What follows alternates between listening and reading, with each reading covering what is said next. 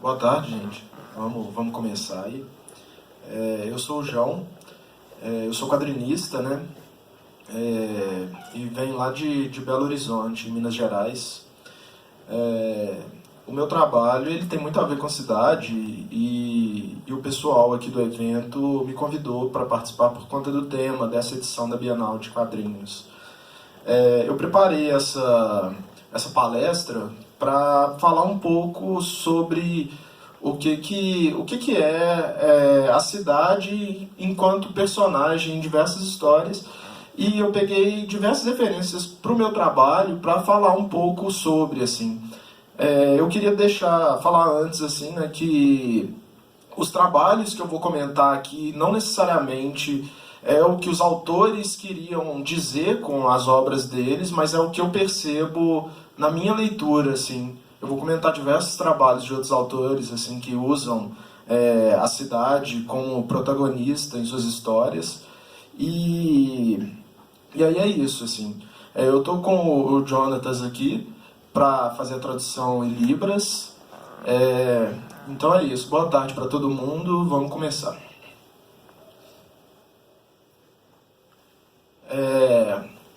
Só para situar aqui, esse é um dos meus trabalhos mais recentes, é o Baixo Centro, um livro lançado pela editora Miguelin, lá de Belo Horizonte também. É uma história que se passa em BH, na região, né, do Baixo Centro de BH, e ele foi feito em 2015, mais para o final da palestra, que eu vou retomar para falar um pouco mais sobre ele. E aqui também tem a revista Parafuso Zero, que eu lancei em 2016, e é uma história de super-heróis, mas que ela também tem esse elemento da cidade embutido assim, na história, porque o Baixo Centro, né, se os personagens lá, eles correm por toda a região ali do Baixo Centro de BH, e aí tem diversos lugares da cidade e tal. No caso da revista Parafuso, eu quis focar toda a história em uma esquina apenas, assim, de uma cidade futurista. Bom, então, eu acho que para retomar toda a minha história com essa questão de cidade no meu trabalho, eu acho que tudo começa antes de eu começar a pensar que eu seria um autor de histórias em quadrinhos. O filme Cidade de Deus, ele me marcou muito, né? Ele foi lançado em 2002. Eu acredito que na época eu era bem novo, assim, eu assisti ele, sei lá, em 2003 mais ou menos. Ele foi um dos filmes que me marcou assim pro resto da vida. Eu acho que ele simboliza muito bem assim o que é esse papo mesmo que a gente vai ter hoje aqui, porque o próprio título do filme, né, Cidade de Deus, já se refere a um lugar, uma favela, né, no Rio de Janeiro. E eu acho muito interessante esse filme, como ele transmite a sensação da cidade mesmo, assim, ao longo da narrativa, assim, sabe? Até mesmo, assim, por exemplo, se a gente for reparar a paleta de cores dele, o filme começa lá nos anos 60, início dos anos 60, assim, final dos anos 50, e é uma paleta de cores mais amarelada, assim, que mostra umas casinhas, a cidade de Deus começando, né? Depois ele tem essa questão dos períodos, assim, né? Blocos temporais, assim, apesar da narrativa ser toda fragmentada e misturada, são muito bem definidos, assim, cada período da história. Depois tem ali os anos 70, né, com uma fase mais hippie, mais soul music, assim. E aí a Cidade de Deus ela já está toda meio colorida, a paleta de cores como é mostrada, a história ali já é toda mais cores fortes, vibrantes mesmo, assim. E no final, assim, o filme se passa nos anos 80, que aí já é uma paleta de cores bem com tons azuis, assim, já mostrando já a decadência daquele lugar, com o tráfico já dominando tudo mesmo, guerras, né, de facções. Eu acho que esse é um dos elementos, né, no caso, de transmitir a sensação desse espaço como personagem, assim.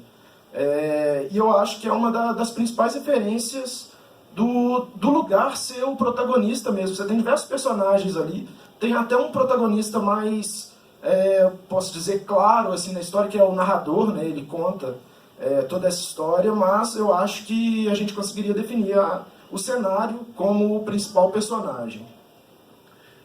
Para além de Cidade de Deus, né, que foi lançado em 2002, tem a série Atlanta, que foi lançada em 2016, eu acho que tem a mesma onda, assim, eu acredito que o Cidade de Deus, inclusive, é uma referência para essa série. É uma série norte-americana, né, do Donald Glover.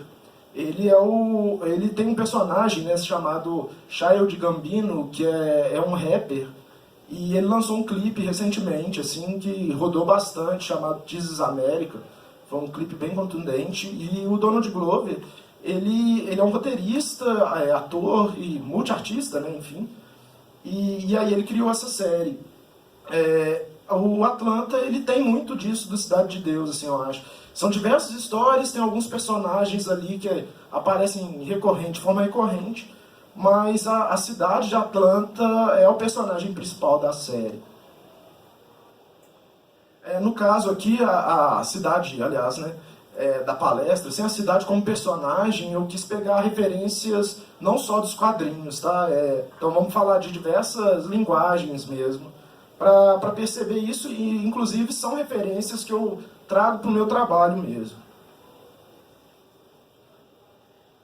Bom, no caso aqui é a Gotham City, né, do Batman Ano 1, do Frank Miller e do David Mazzucchelli. Eu quis trazer essa referência porque os quadrinhos de super-heróis, eles têm muito a ver com a cidade, assim. Você pode ver que, por exemplo, o Batman, ele tem a Gotham City, assim, né? Se você tirar a Gotham City, talvez não existiria o Batman. Ou o Superman tem Metrópolis. O Homem-Aranha já não é uma cidade imaginária, assim, né? Mas ele tem Nova York ali. Eu acho que todo super-herói, ele tem a cidade também como um elemento muito importante para a narrativa, assim, sabe? E aí eu quis trazer alguns exemplos também. No caso aqui, Gotham City, porque o Batman seria, teoricamente, né, ele foi criado assim como histórias de detetive e tal. Então ele tem um clima no ar, né, muito preto, muita sombra e tal. E aí essa cidade, ela já traz um elemento narrativo imbuído nela mesma, assim, sabe? Para contar essas histórias desse personagem. No caso de Metrópolis, por exemplo, esse trabalho aqui é o All Star Superman do Grant Morrison e do Frank Kittley. E aí ele já é um personagem diferente do Batman, assim, né? A ideia já não são histórias de detetive, já tem esse personagem que é o guardião, sei lá, da humanidade, e aí já tem toda uma claridade mesmo, assim, na cidade de Metrópolis, né? Por mais que tenham diversos vilões que destroem a cidade, depois reconstrói, o pessoal reconstrói, destrói de novo, enfim. Mas já são histórias diferentes. Então cada cidade, né, nesse caso, por exemplo, já conversa com o leitor de uma forma. Aqui também é outra referência, assim, bem forte no meu trabalho. Esse autor, ele é espanhol, o nome dele é Miguel Ancho Prado. O trabalho dele eu conheci em 2007, acredito. Ele já desenhou Belo Horizonte também, pela série Cidades Ilustradas, da Casa 21. É uma série que saía bem ali no início dos anos 2000, assim, convidaram diversos autores para desenhar cidades aqui brasileiras. E aí eu conheci por causa dele ter desenhado BH, e quando eu adquiri esse trabalho dele, que chama Mundo Cão, se não me engano, saiu pela série de graphic novels da Abril, assim, era uma revistinha de banca, né? No caso, na Europa, isso aí saiu como álbum, mas aqui saiu como revista. E eu pirei assim, na construção de cidades dele. Ele é arquiteto, né? A formação dele, apesar de nunca ter atuado, ele sempre foi, assim que ele formou, ele já entrou pro ramo dos quadrinhos e tal. Mas uma coisa que me surpreendeu muito ao conhecer o trabalho dele foram esses prédios todos tortos. E eu acho que isso conversa muito com o que ele está querendo dizer, assim, sabe, nas histórias dele. As histórias dele são elas poderiam ser definidas como crônicas mesmo, cotidianas, assim, e é um cotidiano maluco, né? Tem, sei lá, às vezes ele vai fazer uma história que um personagem tá muito puto da vida porque sei lá, tem cocô de cachorro na rua e ele tem que ficar desviando e tal. Então eu acho que ele pegar esse elemento desses prédios todos tortos e tal, já trazem meio que esse sentimento desse personagem meio indignado, assim, sabe? Eu acho que é uma coisa legal, assim, que ele faz. Ainda na linha, né, do Miguel Ângelo Prado, tem o Taiyo Matsumoto, que também pegou muita referência no Miguel Ângelo Prado. O Taiyo Matsumoto é japonês, né? Ele ganhou um prêmio lá no Japão por causa de uma história que ele fez bem antes de fazer o Tekken King Crit, que é o quadrinho mais famoso dele, que é esse aqui. E ele ganhou uma bolsa de estudos na Europa. Então, além das referências de mangá que ele já tinha, ele pegou muita referência do quadrinho europeu, assim, do Moebius, do próprio Miguel Ângelo Prado. E aqui já dá para ver essa referência de forma bem clara, assim, esses prédios todos tortos.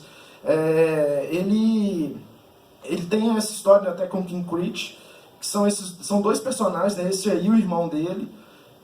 E eles são meninos de rua, mas ao mesmo tempo eles são meio que vigilantes da cidade do tesouro, assim, é uma cidade mágica, meio lúdica assim mesmo.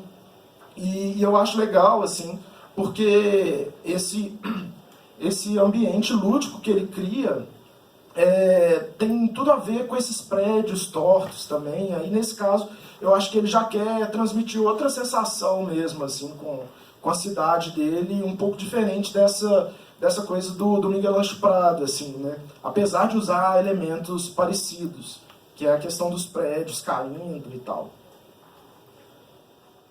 Essa cena aí é do filme, né? Do filme animado, do Tekken King Crit. Eu acho bem legal, assim, porque ele constrói uma cidade mágica. Seria Tóquio, né, essa cidade, mas nunca menciona o nome desse lugar como Tóquio. Sempre é mencionado como Cidade do Tesouro, porque é como se fosse na visão desses meninos mesmo, assim, esses meninos de rua. Eu acho que é muito legal, assim, essa construção que o pessoal fez para esse filme, porque, quer dizer, tem muito do quadrinho ali, mas no filme os cenários são grandiosos, assim, são cheios de elementos, e eu acredito que isso é uma forma de conversar, assim, da cidade está conversando com a gente que está assistindo, sabe? Essa quantidade de elementos meio que te perturba, assim, ficar vendo placas, e é muita coisa, muita informação, assim, sabe? Eu acho que seria uma forma da cidade estar falando alguma coisa. Por mais que as placas estejam em japonês e muitas pessoas do Brasil aqui, né, não entenderem japonês. Ainda indo por essa onda de uma criação de uma cidade mágica, tem essa história Avenida Paulista do Luiz G, brasileiro, né, convidado aqui da Bienal também, que ele fez ali, se não me engano, nos anos 80 ou 90, agora não lembro exatamente a precisão assim, que ele lançou esse trabalho, mas ele contou a história da Avenida Paulista de uma forma fantástica, assim. Então tem esses prédios que ficam flutuando, antes deles serem encaixados mesmo na Avenida Paulista, né? Eu acho que, por exemplo, já trazendo um prédio inteiro assim, para ser colocado no lugar, eu acho que é bem interessante essa construção dele. O Luiz G, ele é arquiteto, né? Ele é professor também, então ele tem isso muito dentro dele, assim, já, essa questão da perspectiva, da construção de prédios. E, ao mesmo tempo, ele pegou isso e construiu uma cidade, uma São Paulo, fantástica, assim, isso é bem legal. Por outro lado, tem aqui o Guazelli, ele também é convidado aqui do evento, e ele está com uma exposição chamada Cidade Nanquim, que é incrível. E aí, nesse trabalho dele, Demônios, que é um trabalho que ele quis pegar umas referências de terror e tal, e para ele construir esse clima, é uma história que se passa ali, sei lá, em 1900 e pouquinho, 1890, sei lá. E aí ele pegou diversos elementos de outros períodos temporais, assim. Então, por exemplo, nessa cidade dele tem um bonde já, ou então tem carros voadores, sabe, tudo junto, ele saiu colocando isso tudo para dar um clima perturbador e de terror mesmo, assim. E eu acho bem legal essa forma como ele constrói isso, assim, nos trabalhos dele também ele desenha muito, sei lá, peixes voando em cidades. Eu acho que já transmite uma sensação de estranheza, assim. E é uma forma dessa cidade também ser utilizada, né, como personagem e trazer sensações para a gente que está lendo o trabalho. Para além, né, das grandes cidades, né, igual eu já falei de Tóquio, de São Paulo, tem o Miguel Ângelo Prado que fala muito de Barcelona lá e tal, na Espanha, né? Tem o Lelis também, que é uma grande referência para mim. Provavelmente, em termos de desenho, assim, foi ver o trabalho dele que me fez querer trabalhar cidades, né?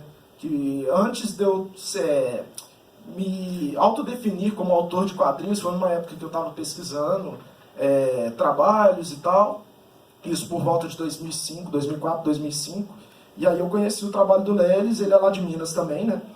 E ele desenha, assim, ele já desenhou centros urbanos movimentados e tal, mas o trabalho dele atualmente tem ido muito para cidades do interior mineiro, assim. E eu acho muito legal a forma como ele constrói esse interior mineiro, porque teoricamente isso teria que transmitir uma sensação mais de paz, né? Diferente das grandes cidades, né? Cheias de carros, barulho e tudo mais. Mas só que o Lelis, ele já tem um traço muito nervoso, assim, sabe? Então, se você for ver, que inclusive remete até um pouco ao próprio Miguel Ângelo Prado também, assim, com os prédios tortos. Então, ele constrói esse interior mineiro com um traço muito nervoso e, ao mesmo tempo, te transmite um pouco de paz, te transmite também uma sensação de urgência, sabe? Eu acho que é uma peculiaridade também do trabalho do Lelis. Aqui, por exemplo, também, né, tem um bondinho ali, mas os prédios são bem tortos, assim, ele pega uma questão da perspectiva de uma forma que desfigura mesmo, né, a cena. Já tem também aí o Sica, né, o Rafael Sica, que eu acho que o trabalho dele é muito interessante e poético, assim, porque ele trabalha muito com preto e branco e as histórias dele são muito voltadas, elas falam muito de uma certa tristeza interior mesmo, assim, de todas as pessoas que vivem em cidades.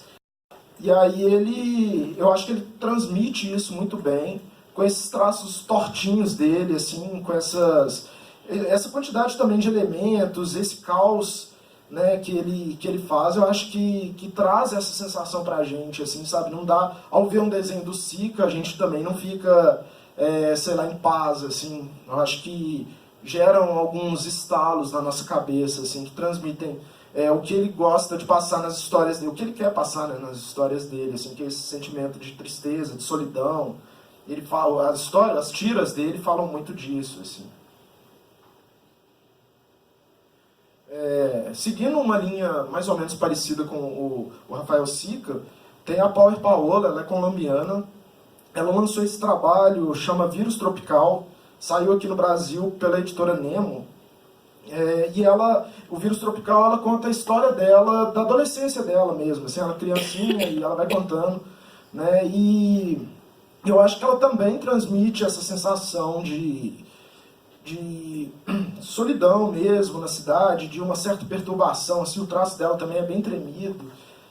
Eu acho que a cidade que ela faz também transmite muitos sentimentos assim, pra gente, e que eu acho que são sentimentos que ela estava, sei lá, sentindo na época que ela passou por essas histórias, assim, né, na adolescência dela, por exemplo, e tal. Aqui também tem o Estranhos, da Fefe Torquato. Eu achei muito legal, assim, ontem a gente teve um papo sobre as cidades, né, nos quadrinhos, e ela estava explicando melhor, assim, a questão dela, desse trabalho dela, assim, específico, que ela quis fazer, a visão nossa, assim, como leitor, é sempre fora dos prédios, e aí tem essas janelinhas, assim, que a gente vê as pessoas dentro lá daqueles edifícios e tal, acompanha algumas histórias delas, mas só que sempre à distância, assim, sabe? Então a gente não pega o todo das histórias, a gente pega só alguns elementos e tem que construir isso na nossa cabeça, como se a gente estivesse realmente numa janela de um edifício, vendo um outro edifício, e acompanhando a história de outras pessoas que a gente, às vezes, nunca vai encontrar, assim. Eu acho bem legal essa construção do trabalho dela. Aqui eu trouxe também o Angeli, né? O Angeli, ele tem uma questão, assim, que eu acho bem interessante do trabalho dele, para além, né, das tiras de humor, as charges, os cartoons, é que muitos dos trabalhos dele você vai perceber personagens que estão ali e eles estão simplesmente observando a cidade, assim. E a cidade é um elemento muito importante para o Angeli, né? Esse ambiente urbano e tudo mais. E eu acho muito legal, assim, porque grande parte desses trabalhos que tem esses personagens contemplando essas grandes cidades, né? São Paulo, principalmente, você vai ver que, tipo, não é uma cena, por exemplo, que a gente poderia dizer, né, que é realística, né? Ela é uma construção dele, mas eu consegui enxergar São Paulo ali. E se você for ver também, por exemplo, tem um céu ali, que o céu é quase todo coberto, assim, quase não dá para ver o céu, assim, por causa desses edifícios, né? Isso mostra uma questão meio que colossal mesmo, né, desses edifícios, e mostra meio que como a gente é insignificante dentro dessa grande metrópole, assim, né? O que é a gente perto desses prédios? Eu acho que ele quer dizer um pouco disso, assim. Essa daí é a última tira que o Angeli publicou na Folha, né? Agora ele aposentou das tiras lá. E eu acho que ela representa o trabalho dele e o que eu queria falar aqui dele, né? Mais um personagem, no caso ele, observando a cidade e não tem céu, não tem respiro mesmo, assim, sabe? São blocos de concreto e um personagem ali no meio disso tudo.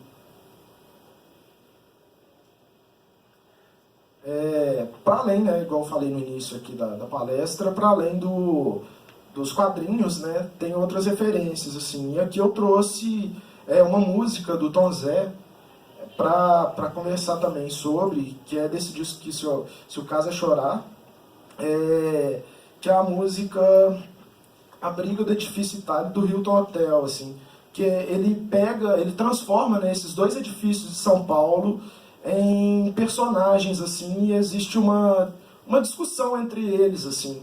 Eu acho isso muito legal porque ele também, né, transforma a cidade em um lugar mágico, assim. A gente transformar esses dois edifícios em personagens já é uma questão muito interessante, assim. Aí eu trouxe a letra aqui também. Vou ler aqui ela. O edifício Itália era o rei da Avenida Ipiranga, alto, majestoso e belo. Ninguém chegava perto de sua grandeza. Mas apareceu agora o prédio do Hilton Hotel, gracioso, moderno e charmoso, roubando as atenções para sua beleza. O edifício Itália ficou enciumado e declarou reportagem de amiga que o Hilton, para ficar todo branquinho, toma chá de pó de arroz. Só anda na moda, se veste direitinho, e se ele subir de branco pela consolação, até no cemitério, vai fazer assombração. O Hilton logo respondeu em cima: a mania de grandeza não te dá vantagem. Veja só, posso até ser requintado, mas não dou o que falar. Contigo é diferente, porque na vizinhança, apesar da tua pose de rapina, já andam te chamando Zé Boboca da esquina. E o Hilton, sorridente, disse que o edifício Itália tem um jeito de Sansão, descabelado, e ainda mais só pensa em dinheiro. Não sabe o que é amor, tem corpo de aço, alma de robô, porque coração ele não tem para mostrar, pois o que bate no seu peito é máquina de somar. O edifício Itália sapateou de raiva, rogou praga e até insinuou que o Hilton tinha nascido redondo para chamar a atenção, abusava das curvas para fazer sensação, e até parecia uma menina louca ou a Torre de Pisa, vestida de noiva. Então ele já constrói mesmo, assim, né, essa rixa, assim, entre esses dois personagens mesmo. O Tom Zé é bem interessante, assim, ele tem, para além dessa música, ele tem outros trabalhos também, como São Paulo, né, que é bem legal, assim, ele já transforma a cidade, que já é São Paulo, né, ele transforma ela num santo, mas como cidade. Então São Paulo, ele vem, né, de Irará, na Bahia, não é? e ele vem de Arará, na Bahia, então ele tem músicas também que falam lá da cidade dele, mas ele foi para São Paulo e ele tem um grande amor mesmo assim por São Paulo. Ao ouvir as músicas dele, eu sinto São Paulo. Sabe, ontem também nesse papo que a Fefe Torquato ela estava falando também sobre a bossa nova, disso remeter muito ao Rio de Janeiro, assim, a gente escutar a música e já ter uma sensação de Rio de Janeiro ali. Eu acho que essas coisas são bem interessantes, como a cidade conversa, assim, né? Na música mesmo, assim, a gente, quer dizer, nem precisa mencionar assim, o rap, o hip hop e tal, assim, que sempre traz esses elementos, mas, por exemplo, o Chico Science e a Nação Zumbi, né? Ele também é outro exemplo, assim, de alguém que, assim, de ouvir a música dele já me remete a Recife, assim, sabe? Muito antes de eu ter ido a Recife, eu já sentia que eu já conhecia aquele lugar por causa das músicas do Chico Science, assim. E aí eu trouxe também o Encruzilhada, do Marcelo de Salete. Ele fala muito sobre essa questão do negro numa grande cidade. E eu acho que é muito interessante a forma como ele constrói isso, porque as histórias dele, elas são muito sombrias. E aí elas têm, por exemplo, uma questão de policiais indo atrás dos negros. E aí eu acho que ele pega meio que um clima também de história de terror, assim, as histórias são bem realísticas, mas ele pega São Paulo ali, que, por exemplo, o Luiz G fez de uma forma mágica, que o Tom Zé fez de uma forma lúdica, e coloca isso de uma forma bem sombria, bem enclausurante, assim, enclausuradora, sei lá, talvez. E aí eu acho bem legal também, assim, a construção. É uma mesma cidade, ela tem visões diferentes dela, sabe? E formas de trabalhar essa cidade, que eu acho bem legais, assim. Bom, aí retomando ao início, né, da palestra que eu falei, que depois eu ia falar sobre o meu livro Baixo Centro, aí eu só... Bom, enfim, aí teve, né, essas referências que eu mostrei, ainda tem diversas outras também, mas eu separei essas aqui para mostrar um pouco de como trabalhar mesmo a cidade como personagem. A partir dessas referências todas que eu fui percebendo no trabalho de outros autores, eu peguei elas e quis trazer para o meu trabalho, assim. O Baixo Centro não é a minha primeira história que trata de cidade, né? Na verdade, já tem até um bom tempo que eu estou fazendo isso. O Baixo Centro foi lançado em 2015, mas desde 2011, por aí, a cidade já era um tema frequente assim, nas minhas obras. Por exemplo, quando eu fiz o MSP 950, que foi em homenagem, né, ao Maurício de Souza, 50 anos de carreira dele, me convidaram para fazer uma das histórias, e a história que eu fiz, eu conversei, né, com o Sidney Guzman, que era o editor lá, né, desse trabalho. Ainda ele é editor da Turma da Mônica, principalmente desses trabalhos especiais, assim. E aí eu falei com ele que eu queria que o meu personagem principal dessa história fosse o bairro do Limoeiro. E aí eu fiz uma história de 5 páginas em que o bairro do Limoeiro é o narrador dessa história. E aí tem todos os personagens da Turma da Mônica, tem o Anjinho, o Jotalhão, enfim. Mas o personagem principal é o bairro mesmo. Depois disso eu já criei também outras histórias que se passavam em BH, até porque também é uma questão que eu sentia muita falta, assim. Quer dizer, o próprio bairro do Limoeiro que eu fiz no MSP 950, eu peguei a região que eu morei, assim, que eu cresci lá em BH, e coloquei como se fosse aquela região, assim. Então, alguns amigos antigos meus, assim, viram esse trabalho e reconheceram as ruas ali, o entorno do bairro ali que a gente morava. Mas aí, enfim, aí depois eu percebi, né, que BH não era representada em histórias em quadrinhos com tanta frequência, assim. Na verdade, nem só em histórias em quadrinhos, mas no cinema, na literatura. Quer dizer, na literatura já era bem representada, assim, até hoje, assim, sempre foi, na verdade.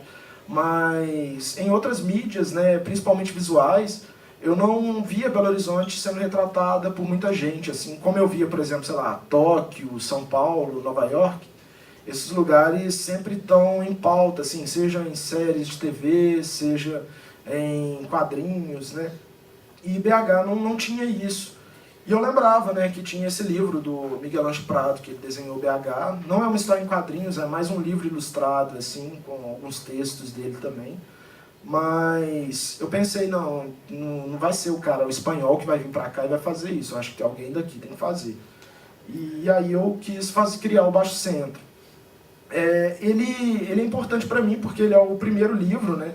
Eu tinha feito diversas histórias curtas que entraram em antologias, como o próprio MSP 950, mas até então não tinha feito uma narrativa longa.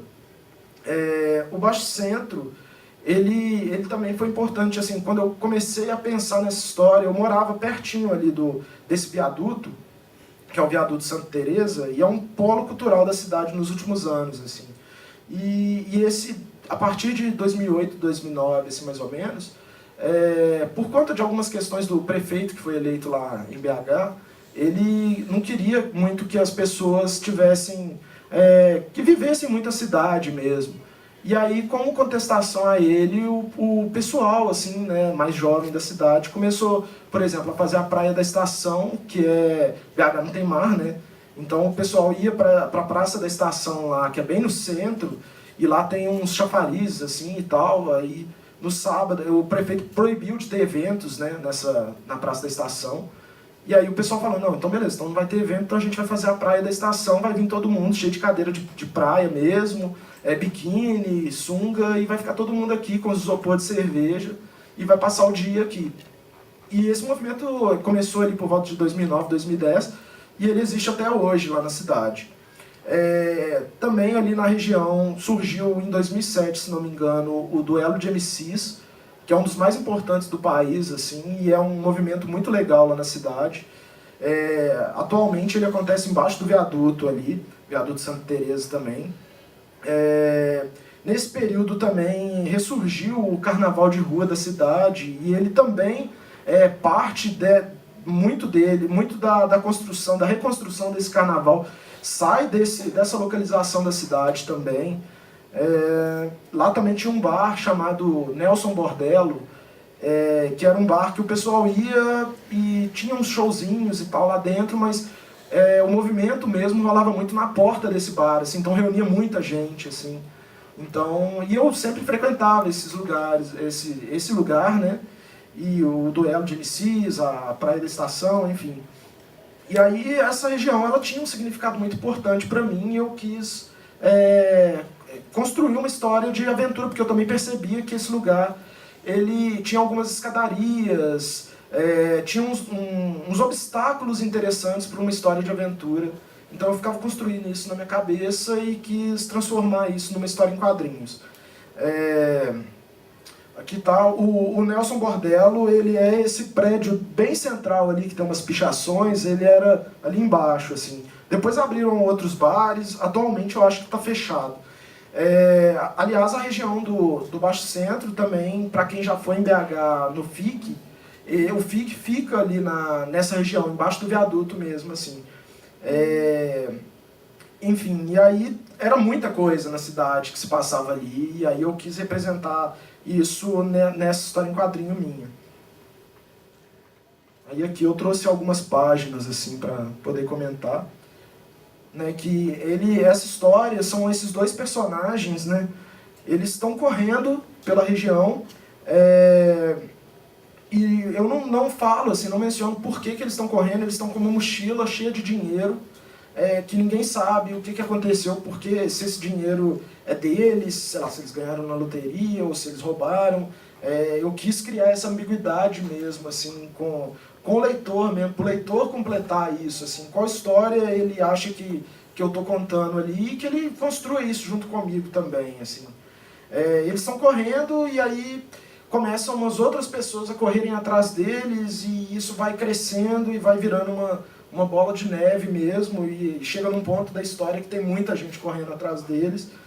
E a história, ela é basicamente isso, assim, essa corrida, o personagem principal da história é o Baixo Centro, é a região.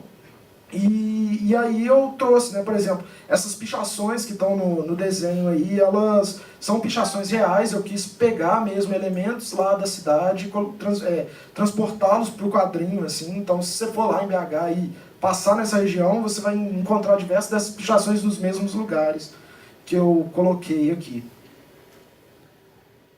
Enfim, aí eles estão correndo e tal, Tem, por exemplo, essa cena aqui, que normalmente a história ela é montada com a câmera, né, como se fosse, assim, se a gente pudesse definir isso.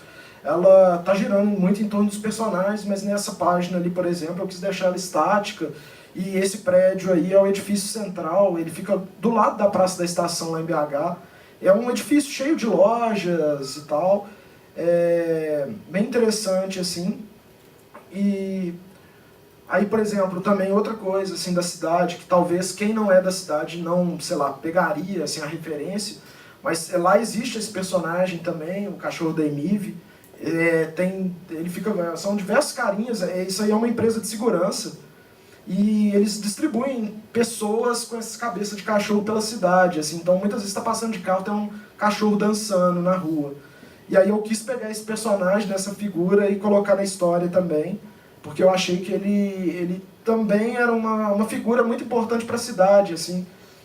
Inclusive, sei lá, tem muita gente lá em BH, assim, que quando vem a minha mesa em um evento, uma feira de quadrinhos, muitas vezes compra o Baixo Centro por causa desse personagem, assim. Esse ali atrás é o edifício central. Essa praça aqui da frente aqui é a Praça Duque de Caxias, se não me engano. Também lá na região.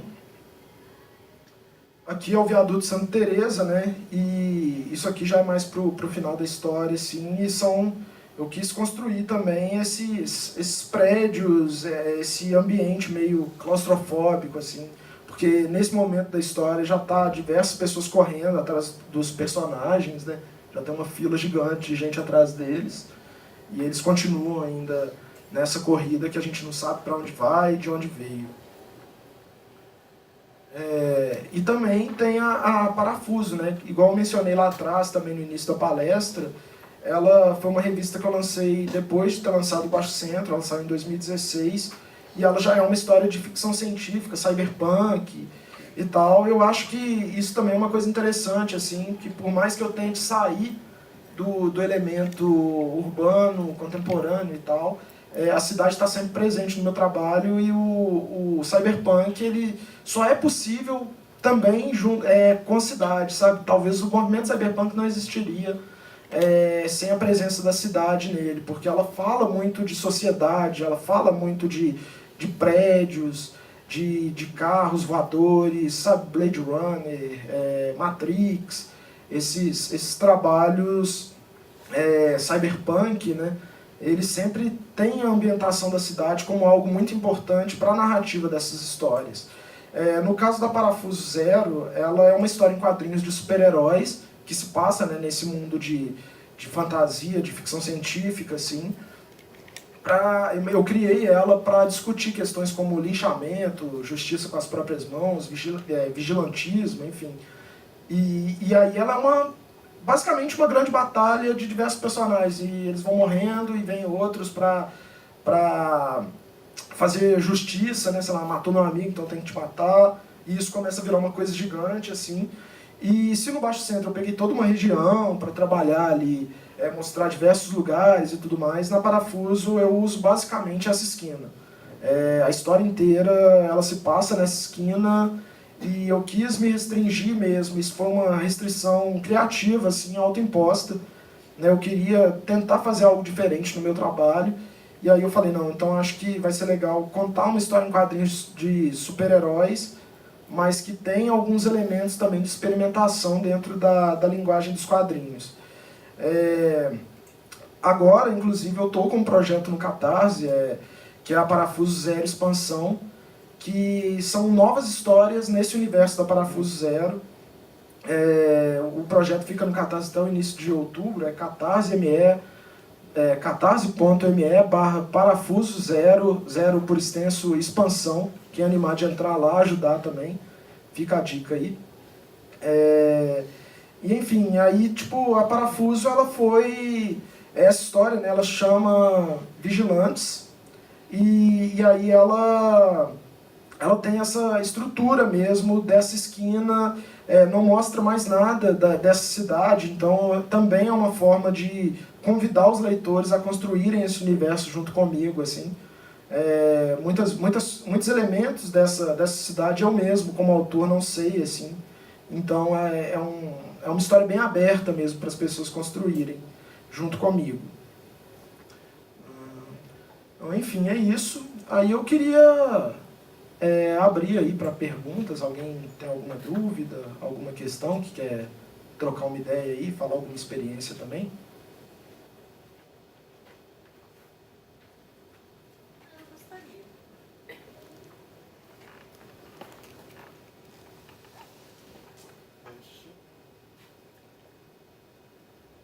Teste.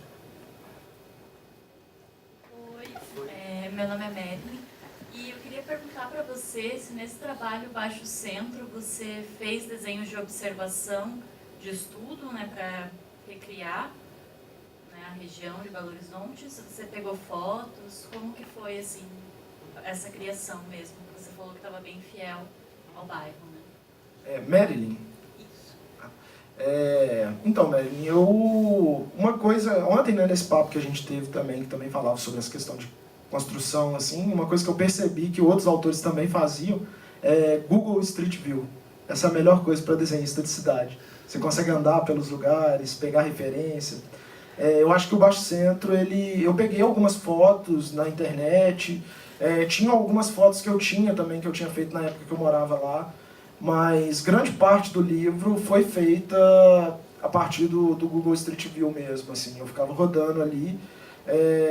Quando eu comecei a construir o roteiro da história, eu ainda morava lá. Quando eu fui desenhar, eu já não morava mais. Então, antes, assim, quando eu estava construindo, eu dei umas voltas e tal. Eu não cheguei a parar, assim, para desenhar específico essa região, assim. Mas eu já saí pro BH também para fazer alguns croquis de outros lugares e tal, sentar assim e ficar desenhando na cidade. Mas aí o Baixo Centro foi bem isso, foi bem pegando fotos de referência assim, na internet e Google Street View, assim, até porque tinha muitos percursos, né, muitos lugares ali diferentes, alguns ângulos diferentes que eu queria pegar também, então foi aí que eu me baseei. Assim. Mais alguma pergunta? Eu queria saber qual é a principal diferença entre desenhar uma cidade real, como foi em Baixo Centro, e criar uma área fictícia, como uma esquina em Parafuso, né? Como é que é o seu nome? Rodrigo. Rodrigo? Então, Rodrigo, eu acho que são duas coisas bem diferentes, assim, sabe? No caso, por exemplo, para construir uma cidade real, assim, eu gosto de que as pessoas que foram a esses lugares ou que podem ir a esses lugares reconheçam de verdade, assim, aí até retomando a resposta anterior, assim, sabe? Eu gosto de pegar muita referência, assim, para as pessoas realmente verem aquilo e tal e se sentirem parte mesmo, assim, daquela história de um lugar real. No caso da Parafuso, uma história de ficção, inclusive, assim, outras histórias que eu já fiz, aí já é uma coisa mais malucona, assim, sabe? Aí eu gosto de ficar... Até, tipo assim, por exemplo, para desenhar o Baixo Centro, para desenhar cenários reais, eu demoro muito menos, assim, sabe?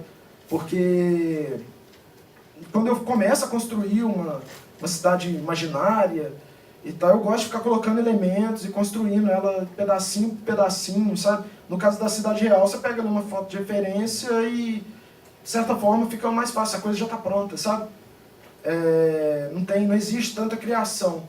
No caso das cidades imaginárias, você já tem que... essa cidade tem que conversar, sabe, eu acho. Então, para ela conversar, por exemplo, igual essa cidade da Parafuso, ela tem essas placas, ela tem esses letreiros.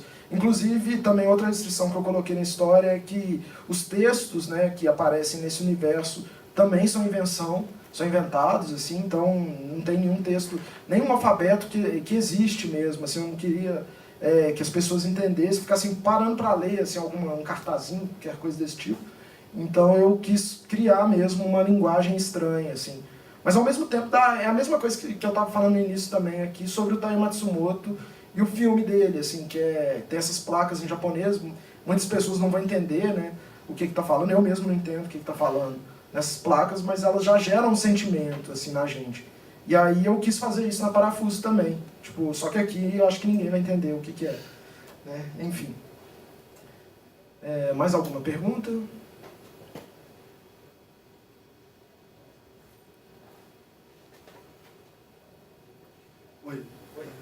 Felipe. Eu queria perguntar em questão das tuas influências como quadrinista. Eu sei que você gosta muito de super-heróis, Jack Kirby, Moebius, mas também, além dessa perguntar também assim, o que tem de cyberpunk na Parafuso? Felipe, né? Boa tarde, Felipe. Então, as minhas referências, elas, hoje eu falei muito, né, delas, assim, que tem algumas aí que eu não mencionei aqui, exatamente não mostrei, assim, imagens, mas que é isso que você falou, o Moebius, o Jack Kirby. Mas eu acho que, por exemplo, eu tenho referências do Miguel Ângelo Prado, do Lelis, que são caras que trouxeram para mim a forma como eu faço quadrinhos hoje, assim, sabe, esses desenhos, o Taiyo Matsumoto também. E atualmente, assim, eu tenho muitos autores brasileiros, assim, que me influenciam, sabe? Até porque eu também tenho lido mais autores brasileiros, assim. E aí tem aí, sei lá, o Rafael Sica, o Daniel Og. O Daniel Og, aliás, eu não mostrei aqui, mas ele fez uma história, ele é lá do Rio, né? E ele fez a história chamada Yuri, Quarta-feira de Cinzas, que saiu pela Conrad. Isso deve ter saído em 2011, por aí. Nem sei se está em catálogo ainda. Mas é uma história de um personagem que ele odiava o carnaval, né? E o Daniel Og, ele odeia o carnaval também, assim, então ele meio que construiu ele mesmo. Mas aí esse personagem suicida, só que ele não consegue morrer, assim, ele volta como zumbi. E aí ele passa o carnaval tentando fugir do carnaval, sabe? E aí o Rio de Janeiro, da forma como ele constrói a história, é muito interessante, assim, porque os prédios, aquele tanto de gente curtindo carnaval, sambódromo, essas coisas, e esse personagem tá tentando só sair daquilo, assim, sabe? Parece que é o Daniel Og tentando fugir do carnaval lá no Rio de Janeiro mesmo. Mas enfim, ele também é uma referência para mim. A Laerte, né, é uma grande referência, que também tem um trabalho muito relacionado à cidade. O Angeli, a Paula e Paola, eu acho também que me influenciou bastante, assim, porque foi num período que eu estava estudando, isso aí deve ter sido em 2008, 2009, a revista Grafite, que é uma revista de quadrinhos independente lá de BH, essa revista surgiu em 95 e ela durou até 2013, assim, eu acho que talvez seja a revista de quadrinhos independentes, a antologia, assim, mais duradoura do quadrinho brasileiro. Ela publicou a Paula e Paola ali por volta de 2008, 2009, eu conheci o trabalho dela por causa da Grafite, mas... E aí, esse período foi um período que eu estava estudando muito essa questão de cidades e tal. Até então, esse tema não era tão presente no meu trabalho. E a partir dali que foi. Bom, enfim, tem muitos autores. Eu acho que, inclusive, os autores brasileiros têm trabalhado muito essa questão da cidade como personagem mesmo e tal. Eu acho isso legal. Eu esqueci a segunda pergunta. Era sobre o Powerpunk. O Cyberpunk? Isso. Então, nessa história específica aí da Parafuso, tem esses elementos mesmo, né? A cidade do Cyberpunk, ela sempre tem esses elementos visuais, assim, letreiros luminosos, neon, né? Que hoje em dia, inclusive, isso já está ficando até, de certa forma, comum, assim, em grandes cidades, como São Paulo, Tóquio, Nova York. Você tem esses prédios inteiros de telões fazendo propaganda de qualquer coisa, assim. Isso é um elemento que já estava presente no Cyberpunk lá nos anos 80, quando o movimento foi criado, né? E aí eu quis trazer isso para essa história, então tem ali esses letreiros, essas plaquinhas e tal, uns visores ali. Tem também esses carros voadores, mas só que, por exemplo, o Cyberpunk, diferentemente de histórias de alta ficção científica, assim, né? Onde você já tem uma tecnologia muito avançada, muito mais avançada, o Cyberpunk, ele, de certa forma, é até próximo da nossa realidade, assim. Eu costumo dizer que a gente já está praticamente vivendo num mundo Cyberpunk, sabe? E, por exemplo, tem carros voadores no Cyberpunk, mas eles não são aqueles carros que vão andar lá, vão servir como, sei lá, helicópteros, né? Eles praticamente flutuam ali, mas eles ainda estão baixinhos, assim, na pista. Então, esses carros também estão presentes, né, nessa história. No cantinho ali também tem meio que um ônibus dos guardinhas que aparecem na história, assim. Então ele também tem um formato estranho, é um veículo meio esquisito, assim. Eu acho que são esses elementos, assim, do Cyberpunk que eu estou trabalhando. Para além disso, também tem uma questão política, né, quer dizer, na verdade, a Parafuso Zero, eu até considero ela um pouco diferente do Cyberpunk, eu considero ela pós-Cyberpunk. Porque o Cyberpunk ele tem essa questão da contestação mesmo, sabe? Tentar que o mundo que já está todo detonado, todo destruído, todo dominado por grandes empresas, né, ele volte a ser, ou ele se torne um mundo bom, um mundo, né, deixar de ser distópico. No pós-cyberpunk já era, as pessoas já estão vivendo, já se acostumaram àquele sistema, e aí elas estão só levando suas vidas ali. O meu trabalho eu até considero ele pós-cyberpunk por conta disso, assim, não tem uma certa contestação, não tem muito um lado punk na coisa, sabe? Tem esses super-heróis, eles já acostumaram com esse ambiente que eles vivem, um mata o outro mesmo, é isso aí, não tem, sabe, nada que alguém contestando isso e tal. Mas, enfim, aí é isso, assim. Respondi a sua pergunta?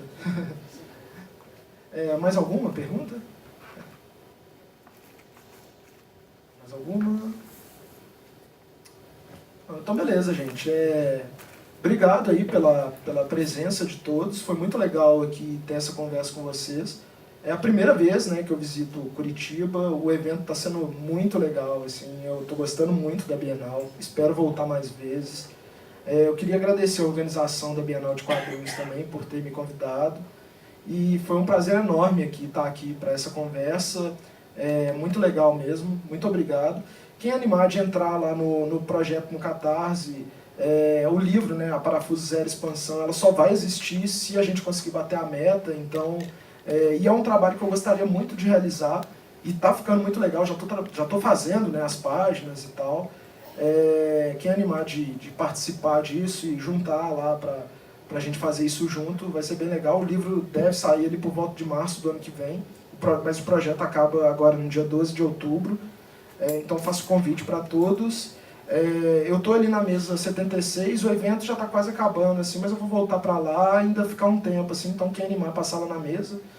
Já tem alguns trabalhos que estão esgotando lá também, mas eu ainda tenho algumas coisas lá. Fica o convite também para quem quiser passar na mesa 76. Muito obrigado, gente, valeu demais, foi ótimo participar disso com vocês. Sorteio.